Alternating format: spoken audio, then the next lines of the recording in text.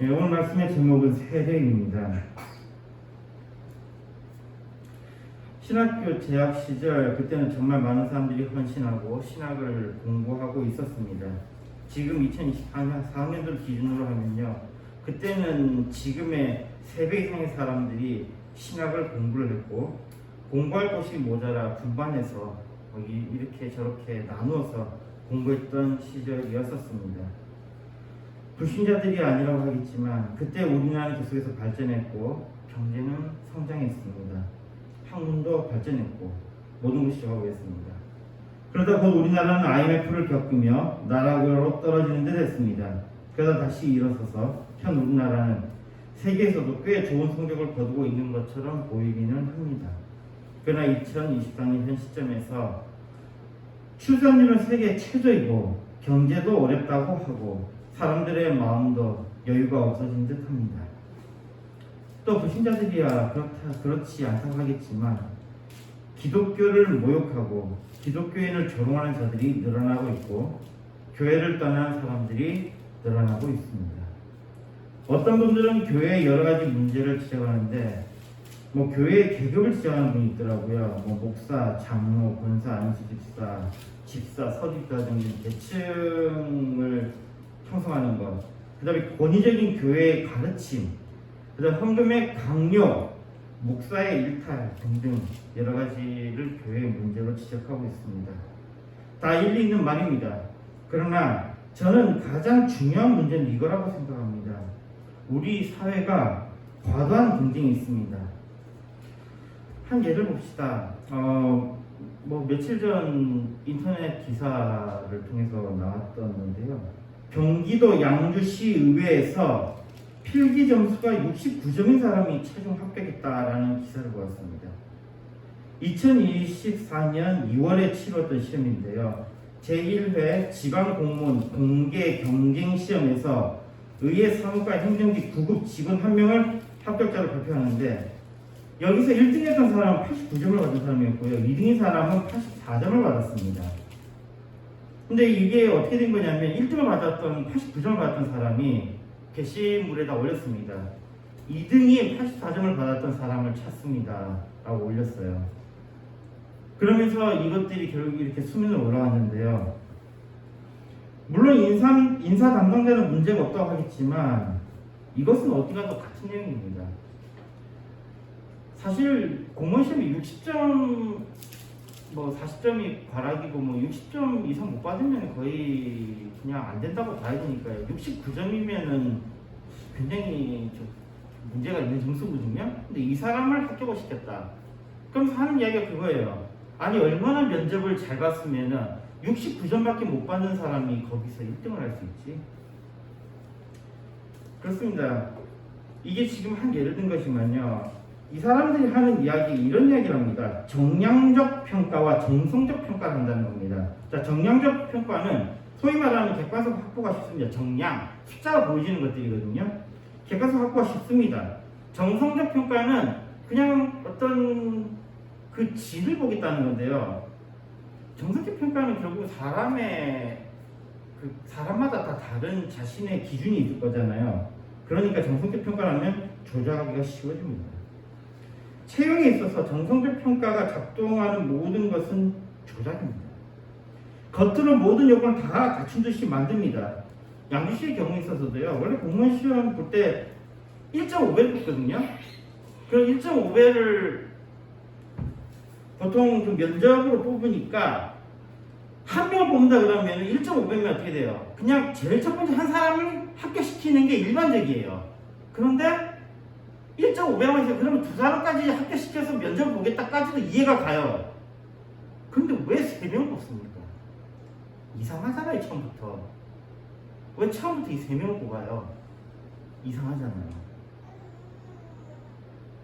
그리고는 그 중에서도 굳이 3등을 뽑았습니다.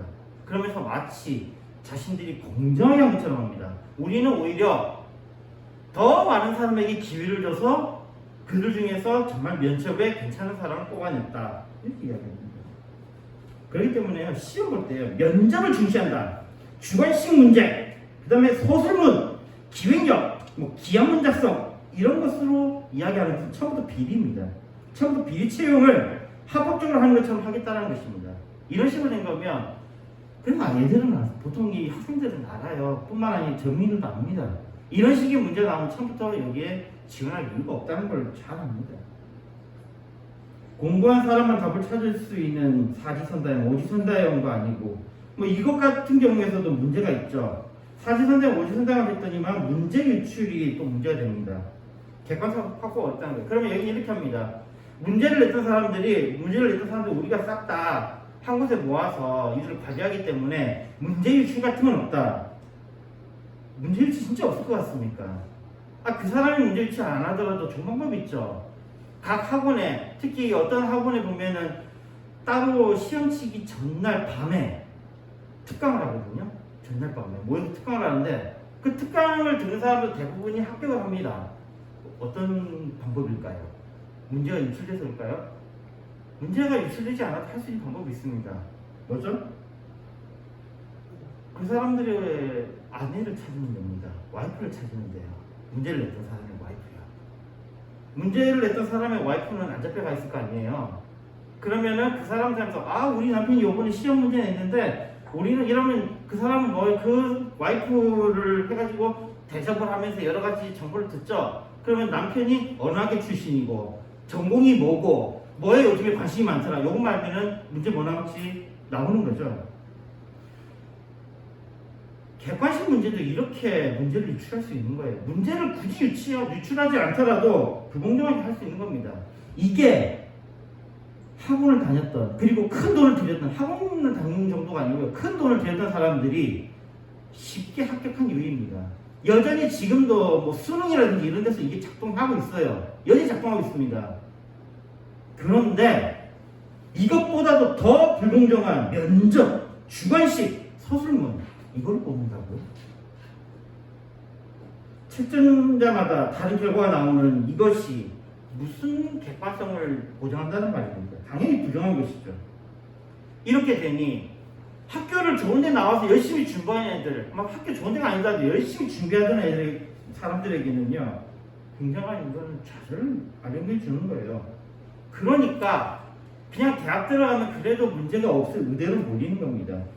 열심히 해서 대학을 나와도 이런 비리로 채용이 어렵습니다. 채용이 되더라도 승진이 어렵습니다. 승진을 하더라도 그 자리를 유지하기가 어렵습니다. 그러니 조금이라도 확실한, 그러면서도 돈을 잘 벌 수 있는 의대로 몰리는 것이 당연하지 않겠습니까? 의대로 몰리는 것은 결국은 이 문제입니다. 그런데요, 이제 교회 문제입니다. 이 와중에서 교회를 다니는 부모님들이 자신의 자녀를 교회 갈 시간에 공부를 하라고 하겠다고 합니다. 그게 지금 현 세대를 만든 거예요. 이것이 더 나은 미래를 약속할 것이라고, 과다한 경쟁에서 자녀들이 지지 않도록 하는 방법이라고 생각했을 겁니다. 그 결과가 무엇입니까? 그 아이들은 과도한 경쟁에서 하나님을 모르고 인생의 의미도 모르고 자신만을 믿고 자신만을 위해서 살면서 교회도 망가지고 사회도 망가지고 가정도 망가졌습니다. 믿는 자들이 과도한 경쟁에서 믿음을 버렸습니다. 그 결과가 지금의 교회의 모습이 되었습니다. 어느 순간 우리나라의 세례가 줄어들었습니다. 오늘 본문 말씀에 내가 너희에게 분부한 모든 것을 가르쳐 지키게 하라를 어른들이 아이들에게 가르치지 않았습니다. 가르쳐 지키게 하지 않았기에 그 결과로 어른들을 무시하는 세대들이 생겼고 아이들을 무시하며 아이를 낳지 않는 세대가 생긴 것입니다. 자신들만을 생각하며 남들이 잘 되는 것을 배아프게 생각하며 자신이 망하는 한이 있어도 다른 사람이 잘 되는 것을 보지 못하는 그런 악한 세대를 만들었습니다. 최근 같이 공부했던 목사님과 대화를 나누던 중 그 목사님이 부교육자를 구하기가 어렵다고 말씀하셨습니다. 제가 신학교를 다니던 그때는 목사가 넘쳐나서 문제였는데 이제는 목사를 사람이 부족하다는 것입니다. 교회의 몰락이 눈앞에 보이는 순간입니다. 이제 우리나라가 하나님께 다시 돌아와야 할 때, 부흥의 때를 기도해야 할 것입니다. 그 회복의 중심, 그 회복의 모습에 세례가 있습니다. 기독교가 있는 곳에는 반드시 세례가 있습니다. 세례는 기독교에 있어서 가장 중요한 예식 중 하나임에 분명합니다. 오늘 본문 말씀을 보면요, 마태복음 28장 18절에서 20절에 말씀합니다. 예수께서 나와 일러 가라사대 하늘과 땅의 모든 권세를 내게 주셨으니 너희는 가서 모든 족속으로 제자를 삼아 아버지와 아들과 성령의 이름으로 세례를 주고 내가 너희에게 분부한 모든 것을 가르쳐 지키게 하라. 볼지어다 내가 세상 끝날까지 너희와 항상 함께 있으리라 하십니다. 예수님께서 주님의 제자들에게 명하신 것 중 하나가 세례를 주는 것입니다. 주님의 말씀이 선포되고 주님의 말씀이 시행되는 곳에는 세례가 반드시 함께합니다. 더 나아가 그 세례 받은 자들에게 주님께서 분부하신 모든 것을 가르치며 지키게 할 때 우리나라의 교회가 다시 일어날 것입니다. 우리나라가 다시 세계에 우뚝 설 것입니다. 우리에게 평화가 있을 것입니다.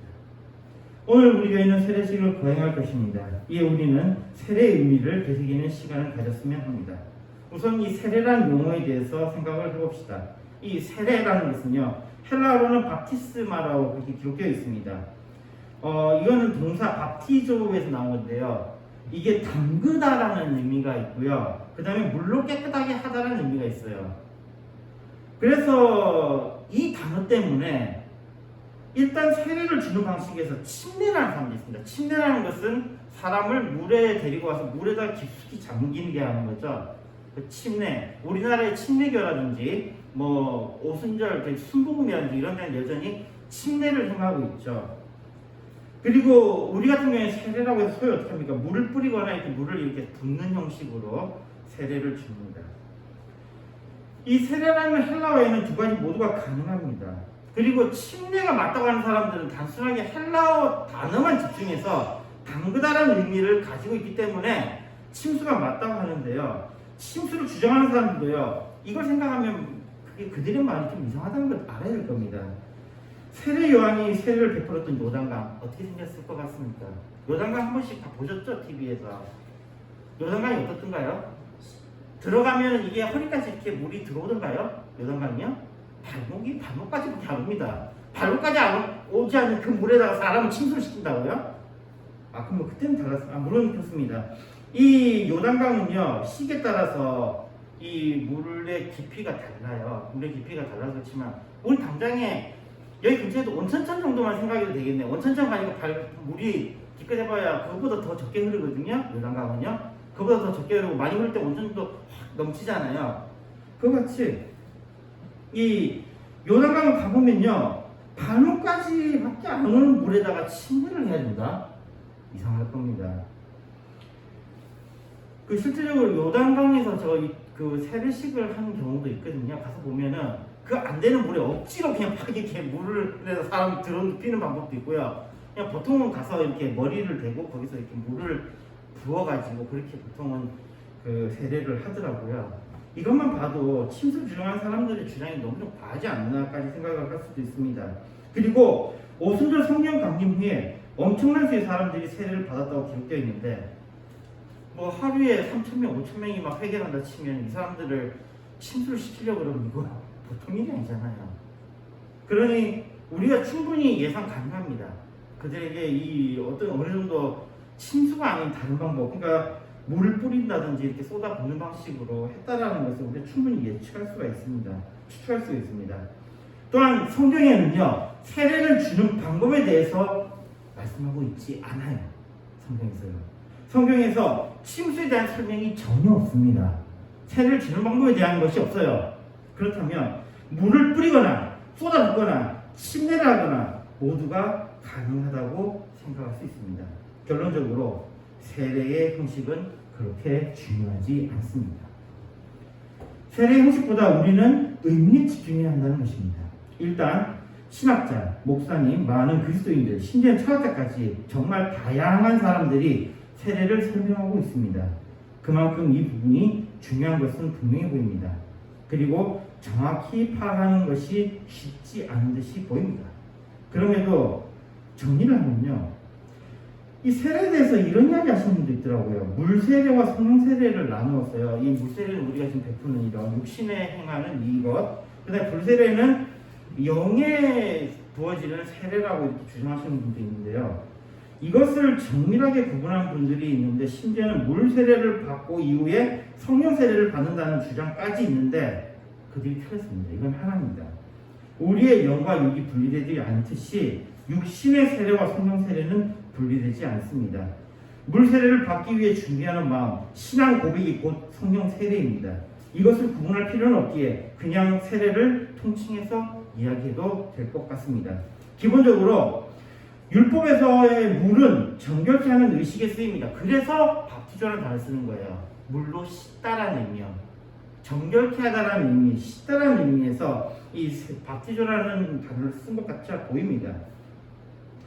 마태복음 3장 11절에 보면요, 나는 너희로 회개케 하기 위하여 물로 세례를 주거니와 내 뒤에 오시는 이는 나보다 능력이 많으시니 나는 그의 신을 들기도 감당치 못하겠노라. 그는 성령과 불로 너희에게 세례를 주실 것이요 라고 세례 요한이 말하고 있습니다. 이 세례 요한의 말에 따르면 세례 요한이 베푸는 세례는 회개하기 위한 것이었습니다. 회개하기 위한 것. 그러니까 유대인들이 계속해서 가지고 오던 그 물, 그 의미를 그대로 가지고 있는 것이죠. 물로 손을 씻는 것, 제물을 바침으로 제사를 드리는 것, 이러한 행위는 바로 속죄와 연결됩니다. 정결케 하기 위해서 구약에서 이루어졌던 것입니다. 이것이 세례 요한의 때에는 회개시키는 율법적 의식으로 세례가 등장한 것입니다. 이것으로 세례는 정결함을 받는 것에 대한 상징을 가집니다. 이러한 개념은 당시의 유대인들이 가지고 있던 개념입니다. 그런데 여기에 지금 반론을 제기합니다. 예수님께서 이 세례를 받으시는데요, 그러면 예수님이 받으신 세례는 정결함의 상징이 맞습니까? 이 질문을 이해해 줄 수 있습니다.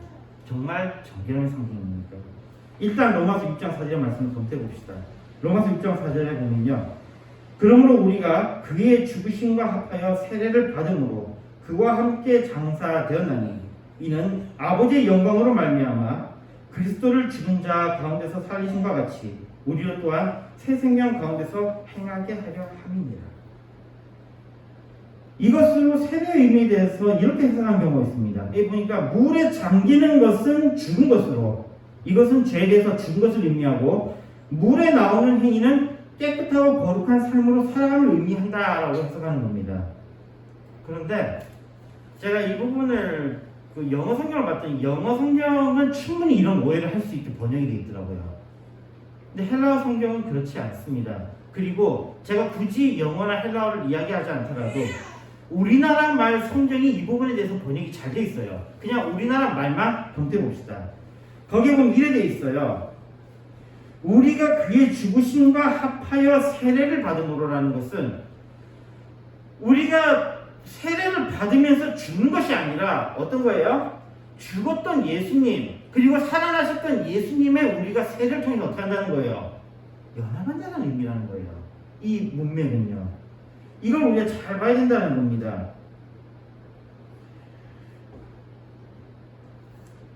예수님의 세례 받으심이 죄에 대해서 죽고 깨끗하게 살아난 삶을 의미하는 것이 아닙니다. 다시 봅시다. 우리가 그의 죽으심과 합하여 세례를 받음으로 그와 함께 장사되었나니, 여기 세례는 문맥상 그리스도를 믿는 것으로 보는 것이 합당합니다. 즉 세례가 죽음과 부활의 능력이 아니라 그리스도의 죽으심과 부활의 능력에 우리가 세례를 받음으로 그리스도와의 연합하여, 즉 그리스도를 믿는 믿음으로 구원에 참여한다고 이 말씀을 해석할 수 있습니다. 세례는 죄를 씻음, 죄를 사하는 그런 것이 아닙니다.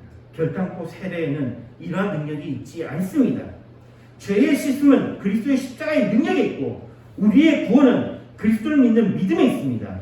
우리의 구원은 하나님의 은총에 전적으로 달려있는 것입니다. 마태복음으로 돌아와서 이런 논리라면 예수님이 세례를 받으심은 정결함의 상징으로 보기에는 무리가 있어 보입니다. 오히려 다음에 말씀 봅시다. 16절과 17절 말씀 보면요, 예수께서 세례를 받으시고 곧 물에서 올라올새 하늘이 열리고 하나님의 성령이 비둘기같이 내려 자기 위에 임하심을 보시더니 하늘로서 소리가 있어 말씀하시되 이는 내 사랑하는 아들이요 내 기뻐하는 자라 하십니다. 예수님께 세례를 받으심으로 여기에 이제 우리가 알고 있는 모든 하나님이 등장합니다. 성령 하나님과 연합하고 성부 하나님께서는 하나님의 아들임을 선포하십니다. 즉 세례는 연합이며 하나님과 함께함이며 즉 임마누엘의 시작이 되는 것입니다. 칼빈주의의 5대 강령 중에 성도의 견인에 대한 부분을 여기서 확인할 수 있습니다. 세례를 받으면 성령님이 우리와 함께 하시며 우리의 구원의 서정을 성령님이 함께 하신다는 것입니다. 우리의 구원의 날까지 성령님은 우리로 인내하게 하십니다.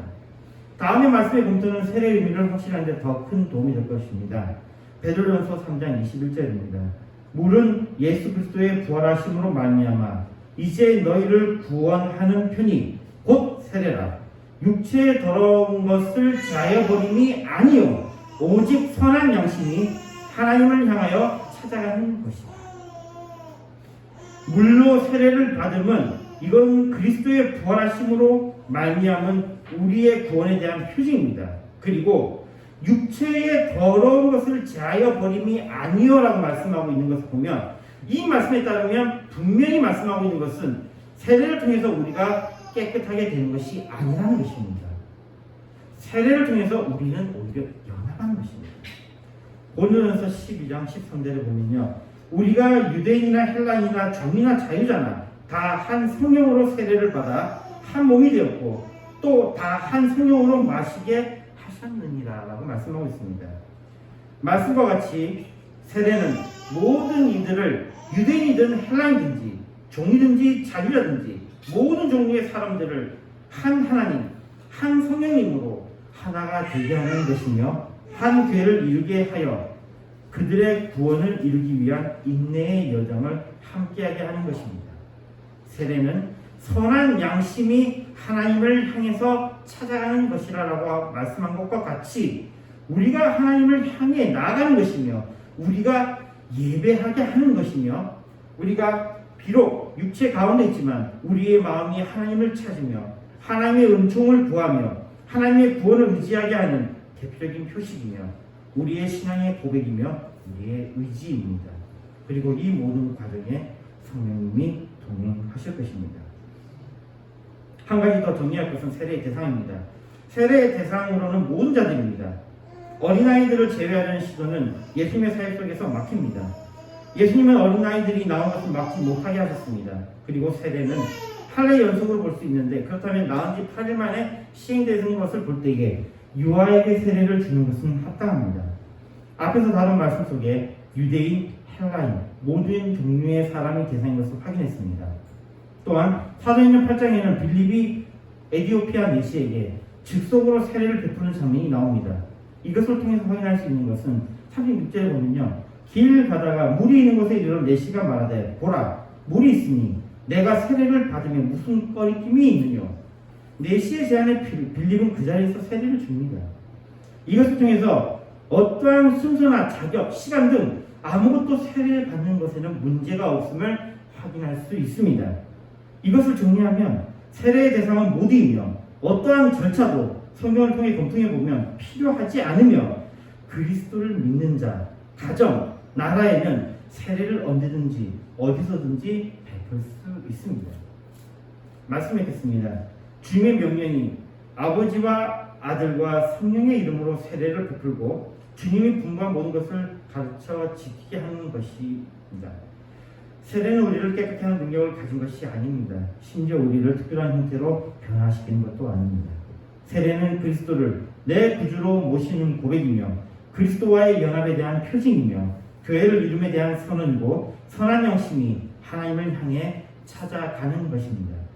누구든지 어린이든 노인이든 노예든 자유인이든 유대인이든 헬라인이든 가장 악한 악인일지라도 회개하는 자, 하나님의 은총을 입은 자, 그리스도를 믿는 자, 교회를 이루기를 소망하는 그 누구라도 어느 때라도 어느 장소에서라도 세례를 받을 수 있습니다.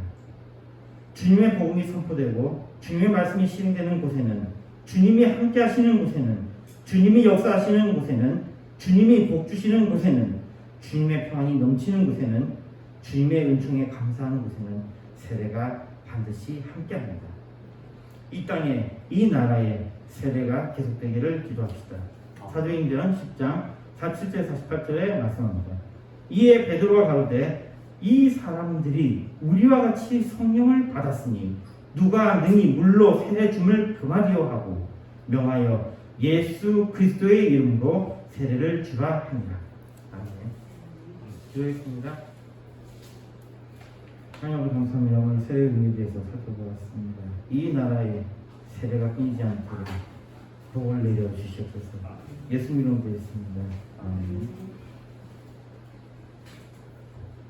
찬송가 376장 부르면서 준비하신 헌금하셨습니다.